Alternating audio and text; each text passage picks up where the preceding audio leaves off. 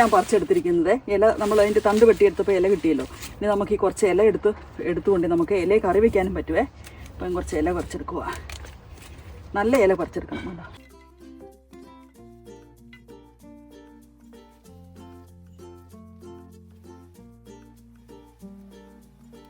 ഇത്ര ഇലയാണ് മുറിച്ചെടുത്തിരിക്കുന്നത്. നമുക്ക് ഈ ഇല കൊണ്ടുപോയി കഴുകി മുറിച്ച് കറി വയ്ക്കാം.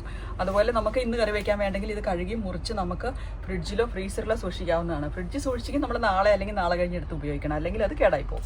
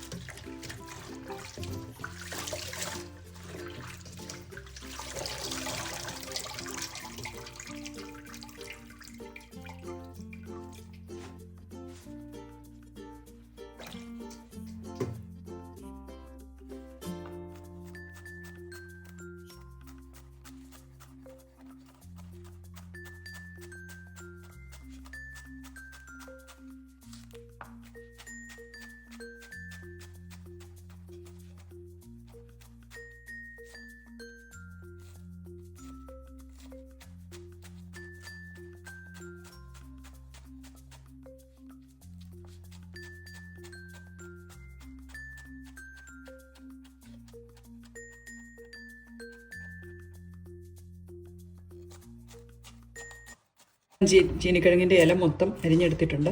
ഇത്ര നമ്മൾ ഇന്ന് തോരൻ വയ്ക്കാൻ വേണ്ടി എടുത്തു. ബാക്കിയുള്ളത് ഞാനൊരു കവറിലേക്കാക്കി നമ്മൾ ഫ്രീസറിലേക്ക് വെക്കാൻ പോവുകയാണ് കേട്ടോ.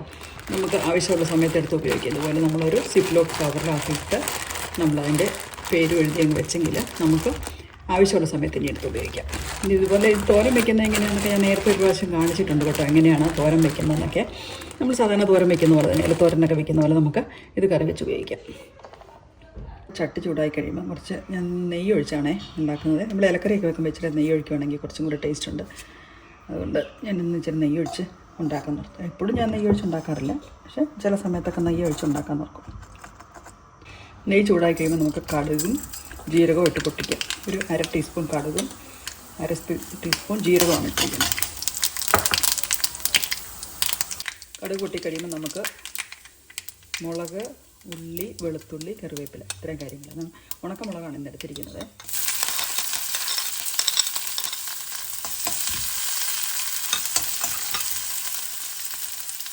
നമുക്ക് അരിഞ്ഞു വെച്ചിരിക്കുന്ന ഇലയിട്ട് കൊടുക്കാം.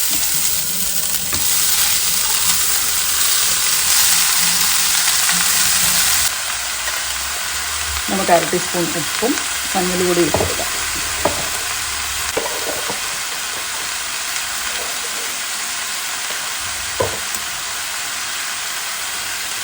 ഈ ചെറിയ തീയിൽ മൂടി വെച്ച് ആവി കയറ്റി വേവിച്ചെടുക്കാം.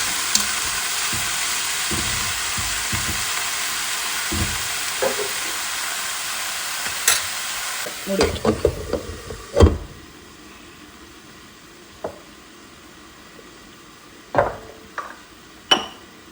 നമുക്കിതൊന്ന് തുറന്ന് നോക്കാം.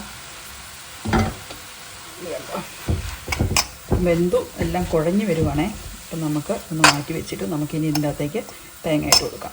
ഞാൻ ഡെസിക്കേറ്റഡ് കോക്കനട്ട്, നമ്മുടെ ഡ്രൈ കോക്കനട്ട് വാങ്ങിക്കുന്നതാണ് ഇട്ട് കൊടുക്കുന്നത്. അപ്പോൾ നമുക്കതിട്ട് കൊടുക്കാം.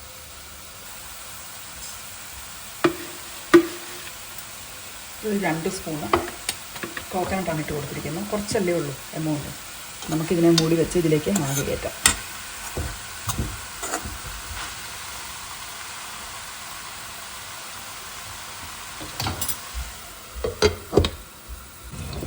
തുറന്ന് നോക്കിയിട്ട് ഇനി നമുക്ക് ഇതിൻ്റെ അകത്തേക്ക് ഒരു മുട്ടയും കൂടെ അങ്ങ് ഒഴിച്ചു കൊടുക്കാം. ഇനി നമുക്കൊന്ന് തുറന്ന് നോക്കാം.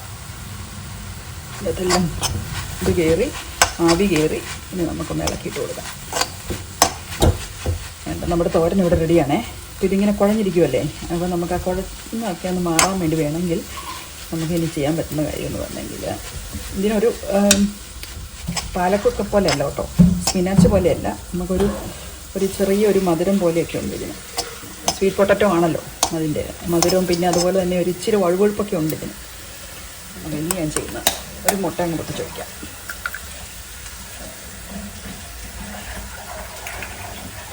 പക്ഷെ ഒത്തിരി മിനറൽസൊക്കെ അടങ്ങിയതാണ് കേട്ടോ ഇതിൻ്റെ ഇല. നമുക്ക് കഴിച്ചാൽ ഒത്തിരി നല്ലതാണ്. നമുക്ക് വൈറ്റമിൻ എയും മിനറൽസും ഒക്കെ അടങ്ങിയതാണ്.